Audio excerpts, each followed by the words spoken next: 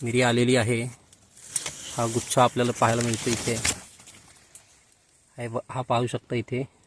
नमस्कार मंडळी, माझ्या मागे जे झाड आहे ते काजूचं झाड आहे आणि या काजूच्या झाडावर आपण जवळजवळ 4 ते 5 वर्षापूर्वी एक वेल सोडली होती। ती म्हणजे काळी मिरीची वेल होती आणि ही काळी मिरीची वेल आपण पाहू शकताय की संपूर्ण वृक्षाला त्याने घेरलेलं आहे। म्हणजे काजूचं झाड कमी आहे, परंतु काळी मिरीचंच झाड जास्त वाटायला लागलेलं आहे। ही सर्वत्र अशी वेल या झाडावर चढलेली आहे आणि आज 4 ते 5 वर्षानंतर आपल्याला या काळ्या मिरी झाडाला किंवा वेलीला इथे आपल्याला पाहायला मिळत आहेत काळी मिरीचं गुच्छ एक आलेलं आहे। हे खूप आनंदाची गोष्ट आहे खरं तर हे आहे आपलं काजूचं झाड आणि काजूच्या झाडाखाली आपण पाहू शकताय की ही वेल आपण सोडली होती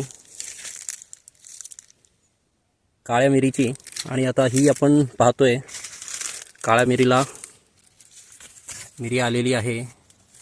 हा गुच्छा आपल्याला पाहायला मिळतो इथे। हा पाहू शकता इथे। मग त्यानंतर आणखी पुढे जाऊन बघूया आपण, इथे 2 गुच्छे लागलेले आहेत। हा एक आहे आणि एक या बाजूला एक आहे।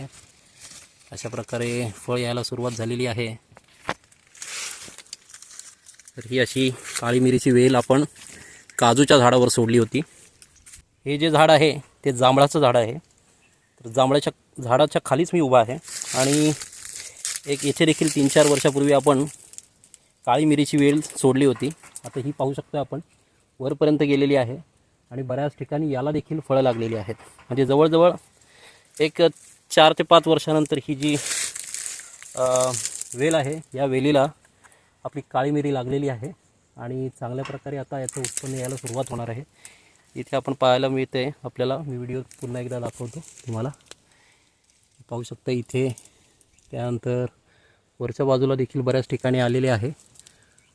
आता आपण अशा प्रकारे काळी मिरी यायला सुरुवात झालेली आहे। धन्यवाद।